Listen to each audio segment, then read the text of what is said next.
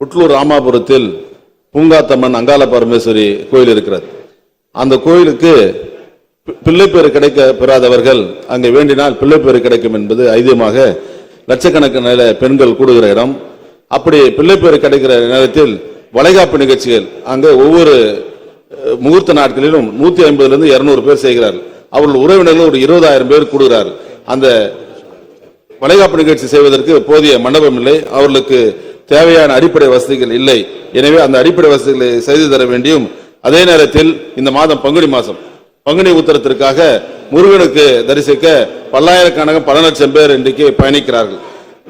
தைப்பூசம் அன்றைக்கு பழனி ஆண்டவர் கோயிலில் நம்முடைய மாண்புமிகு அமைச்சர் அவர்கள் கட்டணமில்லாமல் தரிசனத்திற்காக 3 நாட்கள் ஏற்பாடு செய்தார். அதுபோல இந்த பங்குனி உத்தரத்திற்கும் அதுபோல முருக பக்தர்களுக்கு இலவசமான தரிசனத்தை தருவாரா என்பதை தங்கள் வாயிலாக அமைச்சரிடத்திலும் கேட்டு அமர்கிறேன். மாண்புமிகு அமைச்சர் அவர்கள். மாண்புமிகு பேரவைத் தலைவர் அவர்களே, அவர் கோரிய அந்த அங்காள பரமேஸ்வரி திருக்கோயிலுக்கு ஏற்கனவே நடைபாதை அமைப்பதற்கு 48 லட்சம் ரூபாய் ஒதுக்கீடு செய்யப்பட்டு பணிகள் ஆரம்பிக்கப்பட இருக்கின்றது. சீமந்த மண்டபம் அவர் கோரியது போல் பிரசித்தி பெற்ற ஒரு திருக்கோயில். குழந்தை பாக்கியம் வர வேண்டி வருபவர்களுக்கு குழந்தை அருள்வதாக ஒரு ஐதீகம், நம்பிக்கை இருக்கின்றது. ஆகவே சீமந்த மண்டபம் ஏற்படுத்தி தரப்படும்.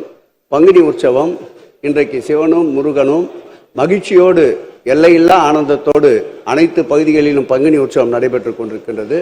பழனி திருக்கோயிலே பேரவையின் அனுமதியுடன் வினாக்கள் விடைகள் நேரம் நீட்டிக்கப்படுகிறது.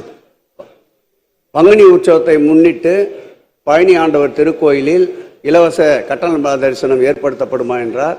அவரது கோரிக்கை ஒன்றாக ஏற்றுக்கொள்ளப்பட்டு 10, 11, 12 ஆகிய 3 நாட்களில் இலவசமாக தரிசனம் செய்வதற்கு கட்டண முறை ரத்து செய்யப்படுகின்றது என்பதை இந்த நேரத்தில் தெரிவித்துக் கொண்டு, மாண்புமிகு தமிழக முதல்வர் அவர்கள் இந்த பங்குனி உத்தரத்தில் 10 நாட்கள் நடைபெறுகின்ற இந்த திருவிழாக்களில் ஏற்கனவே ஒரு நாளைக்கு 10,000 பேர் என்று அன்னதான திட்டத்தை அறிவித்திருந்த மாண்புமிகு முதலமைச்சர் அவர்கள் இந்த ஆண்டு ஒரு நாளைக்கு 20,000 பேர்களுக்கு என்று பங்குனி உத்தரத்துக்கு அறிவிக்கப்பட்டு 2 லட்சம் பக்தர்களுக்கு அன்னதானம் திருக்கோயில் சார்பிலே வழங்கப்படுகின்ற என்ற மகிழ்ச்சியை தெரிவித்துக் கொண்டு, எங்கெல்லாம் இறைபக்தியோடு வருகின்ற பக்தர்கள் பசியோடு இருக்கக்கூடாது என்று பசியையும் போக்குகின்ற அன்னதான பிரபு மாண்புமிகு தமிழக முதல்வர் அவர்கள் பழனி திருக்கோயிலுக்கு அன்னதானம் வழங்குவதற்கு உத்தரவிட்டிருக்கிறார் என்பதை பேரவைத் தலைவர் வாயிலாக மாண்புமிகு உறுப்பினருக்கு தெரிவித்துக் கொள்கிறேன். பாதகம் செய்பவரை கண்டால் நாம் பயம் கொள்ளலாகாது பாப்பா.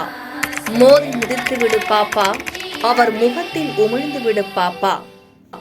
அண்மை செய்திகளை உடனுக்குடன் தெரிந்து கொள்ள இணைந்திருங்கள் எம் நாடு தொலைக்காட்சியுடன்.